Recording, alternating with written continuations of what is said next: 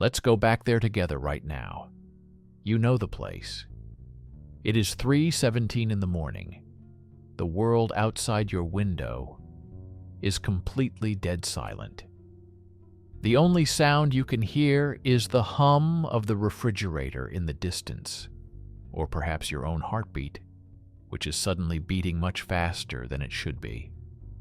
You are lying in bed, your body is heavy with exhaustion, and you are hovering on that delicate, sweet edge between wakefulness and dreams. You were safe, you were warm, and then, without any warning whatsoever, a trap door opened in the floor of your mind. It didn't just whisper your name, it grabbed you by the ankle and dragged you down. Suddenly, you are no longer in your safe bed in the present day. You have been violently transported back 5, 10, maybe 15 years in time.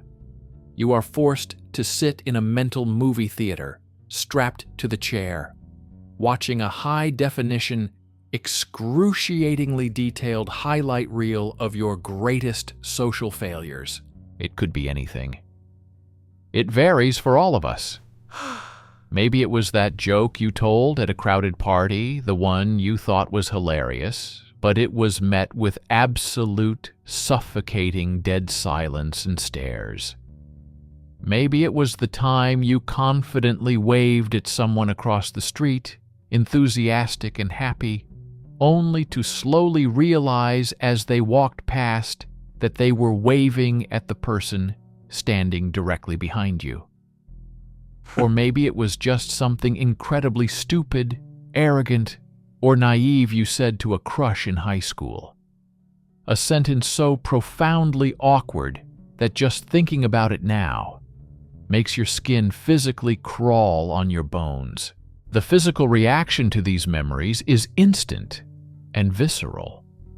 It doesn't feel like a thought, it feels like a physical attack. Your stomach drops out, like you've just gone over the edge of a roller coaster. A rush of intense heat floods your face and neck.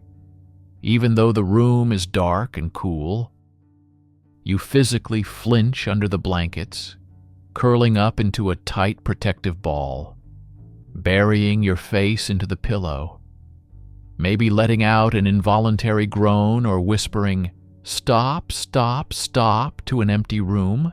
You feel a desperate primal impulse to crawl out of your own skin. You wish the mattress would just open up, swallow you whole, and erase your existence. Psychologists call this experience a shame spiral, or an involuntary autobiographical memory. But those terms are too clinical. In that moment, it feels like torture. It feels like your own brain has turned against you, actively persecuting you, with irrefutable evidence of why you are flawed, socially incompetent, and unlovable.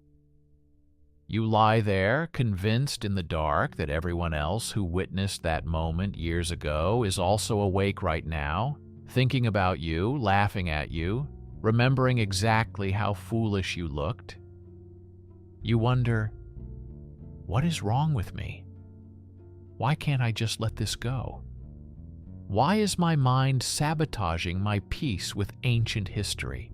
To truly understand why this is happening, and to eventually stop it, we have to leave the bedroom and go deep into the engineering of your brain. You need to realize something fundamental.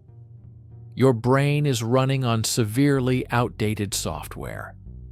You are trying to navigate the complex modern social world utilizing a primitive alarm system designed for the Stone Age. For our ancient ancestors, tens of thousands of years ago, survival was not an individual sport. It depended entirely 100% on being part of a tight-knit tribe. The tribe meant food, it meant protection from predators, it meant shelter. If you did something socially unacceptable back then, if you violated an important norm, if you made yourself look deeply incompetent, or if you angered the group, You didn't just risk an awkward silence. You risked being rejected. You risked being cast out alone into the wilderness. And in those times, social banishment almost certainly meant physical death. You could not survive alone. So, evolution trained your brain, specifically the amygdala, your ancient fear center, to treat social embarrassment not just as an oops moment, but as a catastrophic life or death emergency. Your brain evolved to record those moments of social failure with incredible intensity, searing them into your memory banks with emotions of shame and terror, so that you would never ever forget them.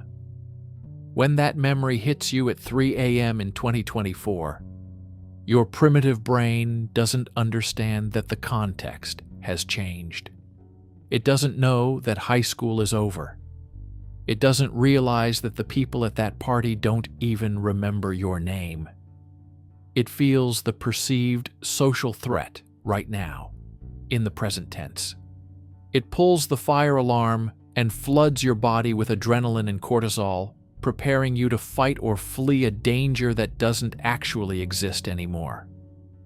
Your brain is desperately trying to protect you, the only way it knows how, by screaming, "Look at this mistake, feel this pain, and don't you dare ever do that again or we might die."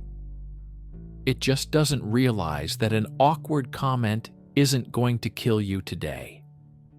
But knowing the biological mechanics is only half the battle. That's just the how. Now we need the why.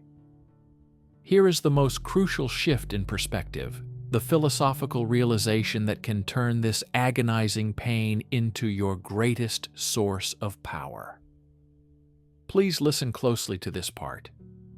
The intensity of the cringe you feel right now is not a measure of how bad you are. It is a direct measurement of how much you have grown. Think about it deeply for a second. Imagine if you were still the exact same person today that you were back then in that memory. Imagine if you hadn't learned anything, hadn't matured, hadn't developed more empathy or better social skills.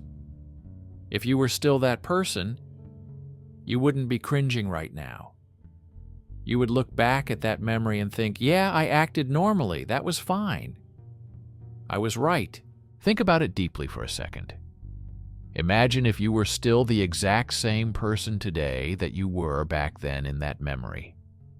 Imagine if you hadn't learned anything, hadn't matured, hadn't developed more empathy or better social skills. If you were still that person, you wouldn't be cringing right now. You would look back at that memory and think, yeah, I acted normally. That was fine. I was right.